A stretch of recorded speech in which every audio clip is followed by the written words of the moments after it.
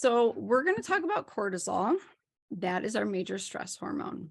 It gets villainized, but it's actually necessary for life.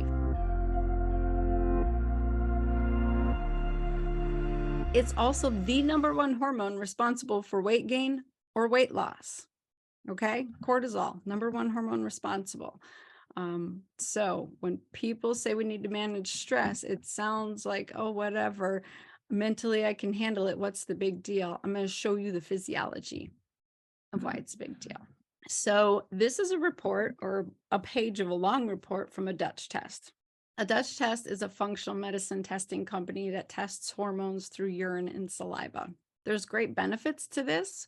I'm going to show you what those are. Traditionally, doctors will check hormones through blood. This gives you an overall available level of a certain hormone, but it doesn't tell you what your body is doing with it. This test, the Dutch test, will show you how your body's using your hormones, how it's metabolizing it, whether it's removing it from the body or recirculating it. And when it comes to cortisol, cortisol has a distinct pattern over a 24-hour period. That is what's highlighted in this gray area right here.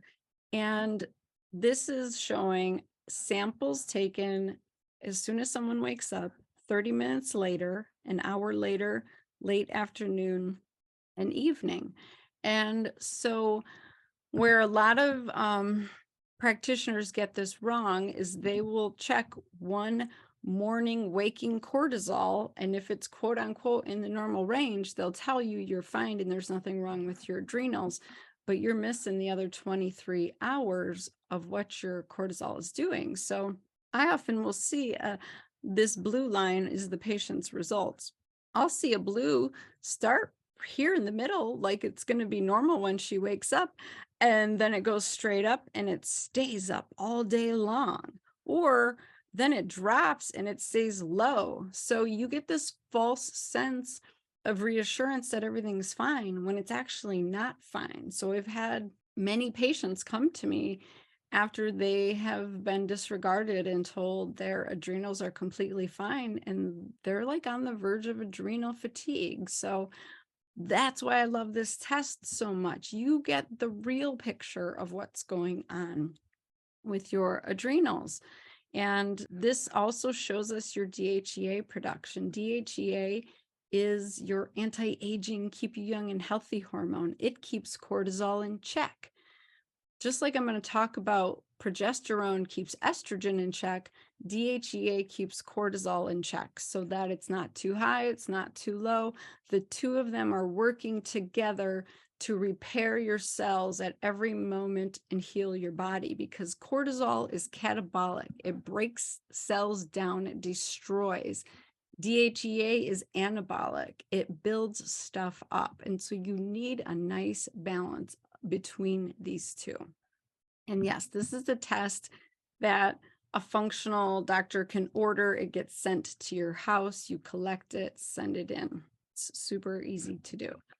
This part right here, from waking to 30 minutes later, is a really important piece of your cortisol pattern. It's called the cortisol awakening response.